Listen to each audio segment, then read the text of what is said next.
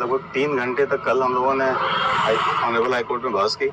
उसके बाद आज स्टेट को अपॉर्चुनिटी दी गई थी कि स्टेट जो उस पर कंटेस्ट करना चाहे, अपना जो वर्जन देना चाहे वो दे। स्टेट ने उसको अपोज किया और 1.5 घंटे के आसपास स्टेट ने उसको वेहेमेंटली अपोज किया, उस पर आर्ग्यू किया। लेकिन सबके बावजूद हमारा केस काफ़ी मजबूत है और हम ऑनरेबल हाई कोर्ट से न्याय की पूरी उम्मीद करते हैं कि यहाँ से हमको न्याय मिलेगा। अपील मेरे द्वारा फाइल की गई थी।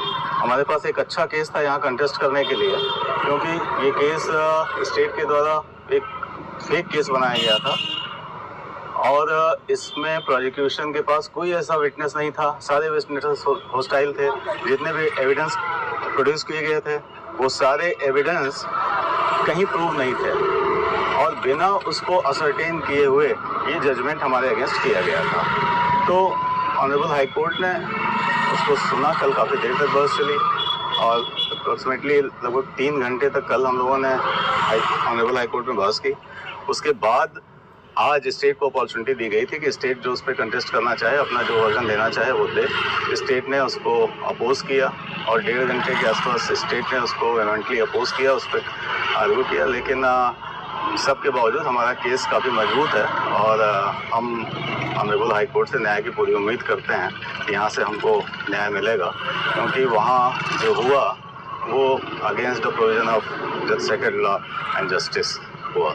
हियरिंग कंक्लूड हो गई? हियरिंग कंक्लूड हो गई। ऑनरेबल कोर्ट ने जजमेंट रिजर्व कर लिया। अब जजमेंट जब डिलीवर करेंगे तो फिर देखा जाएगा कि वो कैसा आता है, क्या आता है। अच्छा, आप लोगों की तरफ से इलेक्शन को लेकर के भी कोई आर्ग्यू किया गया था क्या? नहीं, इलेक्शन के लिए हमारा यही सबमिशन हमने दिया कोर्ट को कि सेक्शन 8 है आरपी एक्ट का, रिप्रेजेंटेटिव ऑफ पीपुल्स एक्ट का।